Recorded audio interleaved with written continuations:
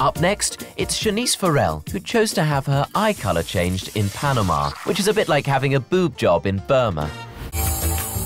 Well, I first thought of changing my eye colour when I was studying. These brown eyes, they're so yesterday's news. You looked on the internet and saw what was available. The only page that was coming up was Panama. A website came up called New Colour Iris. There's just something about the word Panama that doesn't make me think, oh, I know what, I'll go there for some surgery on my eyeballs. They slice it into the eye. It's like Clockwork Orange, and they've got the eye held open like that with needles and shit going in it. While the incision may be widened if necessary for ease.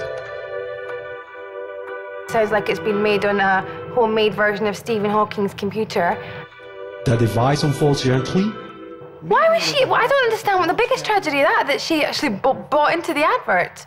It cost about, including my flight and everything, about £7,000.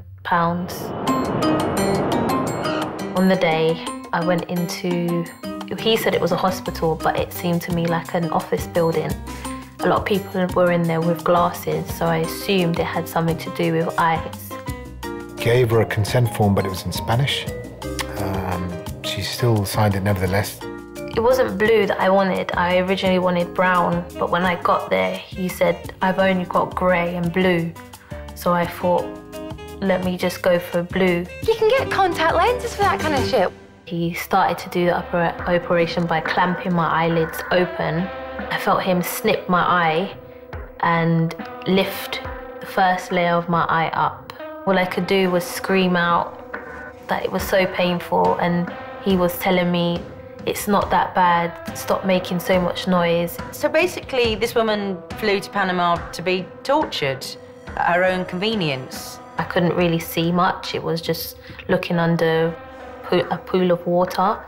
Afterwards, she said her vision was always blurry and never quite seeing clearly. I told him I was in a lot of pain. I asked him for some paracetamol. He gave me one.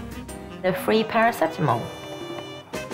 That's not to be sniffed at. A few days later, I was laying down at home. The daytime light was very bright and it was giving me a headache. So I decided to call the NHS. They referred me to a doctor, Mr. Ali. Looking at her eyes, she had swelling of the front window of her eyes, she had inflammation, she had raised pressure in the eyes, and she was at serious risk of losing her eyesight. He then looked after me and told me that there's a risk, we're going to remove it for you, but then there's still a risk that you may go blind. You know, you go through your training, haven't seen various things and pathologies, but no, never seen anything like this. When they took it out, it was fine. That was the first one they ever done. She is at risk of potentially getting a cataract in the future, potentially at risk of glaucoma.